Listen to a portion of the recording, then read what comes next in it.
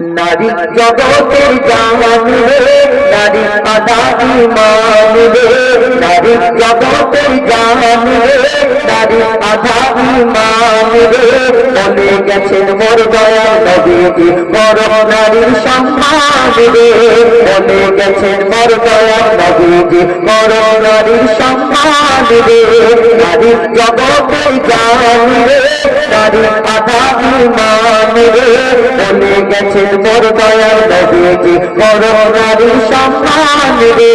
বলে গেছেন মোর দয়াল নবীজি বড় নারীর সম্মান রে নারীকে কে পাবে নিজের গোলাম ভেবে না বিয়ে করে এনেছো যা ইচ্ছা মনে করছো যে তোমার বোনকে যদি কেউ ধরে মারে কেমন কষ্ট হয় আর তুমি পরের মেয়েকে ধরে ধরে মারো খুব মজা লাগে অত সহজ নয় কালকে আমাদের ময়দানে সবকে ভাড়া করতে হবে কবি ছন্দের মাধ্যমে আরো কি লিখছে দেখো নারীকে কে পাবে নিজের গোলাম ভেবে না নারী ছাড়া এই দুনিয়ায় কেউ আসতে পারে না নারী ছাড়া এই দুনিয়ায় কেউ আসতে পারে না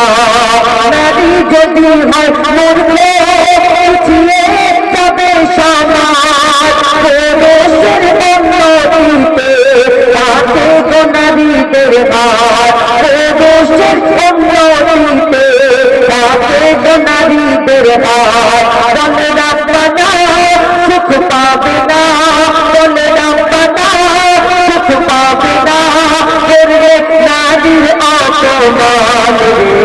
নারী জগতের জান রে নারী আধা ঈমান রে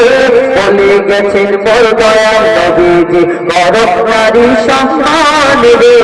বলে গেছেন মোর দয়াল নবীজি বড় নারী সম্মান রে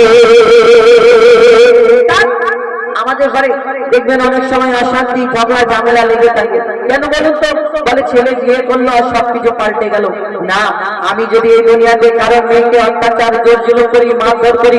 আমাদের ঘরের মেয়ের যখন বিয়ে হয় সে যদি শ্বশুর বাড়িতে কষ্ট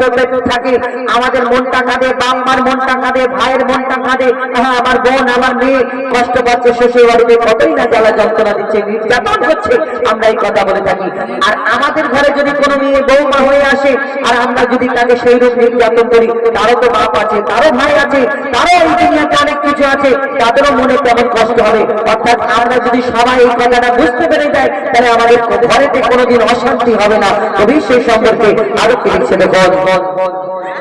আমার ঘরের মেয়ে যদি শ্বশুর বাড়ি কষ্ট পায় মা বাপের মনটা কাঁদে আর বুকটা ফেটে যায় মা বাপের মনটা কাঁদে আর বুকটা ফেটে যায় পরের মেয়েকে আমরা জানা জানতো না নিজে অন্যায় চেপে রেখে বলবো মা ভালো না নিজে অন্যায় চেপে রেখে বলবো মা ভালো না যারা পারের ভেবে কষ্ট দেবে যারা পারের ভেবে কষ্ট দেবে তারা নাই ভালো ইনসান রে নারী জগতের জান রে নারী আধা ঈমান রে বলে গেছেন মোর দয়াল নবীজি বড় নারীর সম্মান রে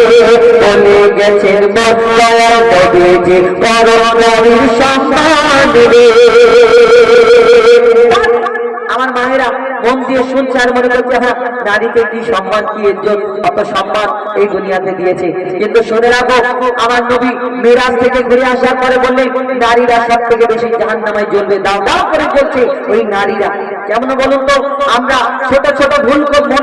করি আর এই ভুলকে কিন্তু ভুল মনে করি না যেমন এই দুনিয়াতে যেমন একটা সন্তানের তার মায়ের পায়ের তলায় জান্নাত যেমন আমি হুজাইফা আমার মায়ের যদি খেদমত করতে পারি আমার মাকে যদি রাজি খুশি করাতে পারি তাহলে আমার মা রাজি খুশি হলে আল্লাহ হয়তো এই ওসিলাতে আমাকে জান্নাত দিয়ে দেবে সারা জীবন তো আমি খেদমত করতে পারবো কিন্তু একটা মেয়ে একটা মহিলা এরা 16 বছর 17 বছর তার মায়ের খেদমত করতে পারবে এর বেশি না তারপর শ্বশুর বাড়ি চলে যেতে হবে হবে, কিন্তু এই নারীদের জন্য কি অফার নেই? হ্যাঁ, এই দুনিয়াতে যখন সে শ্বশুর বাড়ি চলে যাবে, তার স্বামী সেই রূপ যেমন একটা সন্তান তার মায়ের খেদমত করে, একটা মহিলা একটা স্ত্রী তার স্বামীর খেদমত করে যদি তার স্বামীকে রাজি খুশি করাতে পারে, সে কিন্তু এই জান্নাতের রাস্তাটা সোজা করে দিতে পারে। এখন ডিজিটাল যুগ, মোবাইলে কত কি দেখছি, সিরিয়াল দেখছি, বলে মেয়েদের সমান সমান অধিকার। স্বামী যদি বলে হ্যাঁ এই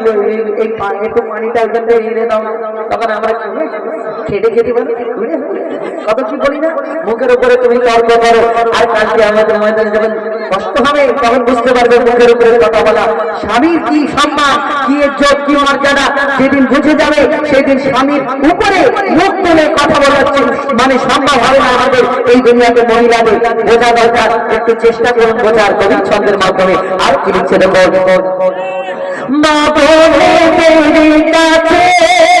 আমরা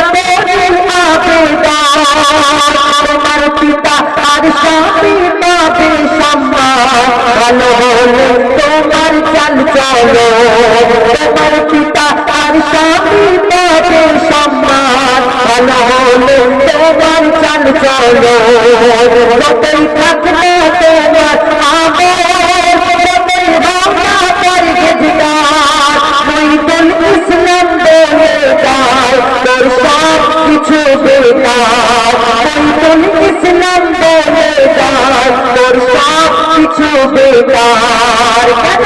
স্বামী মনে কষ্ট দিলে, স্বামী মনে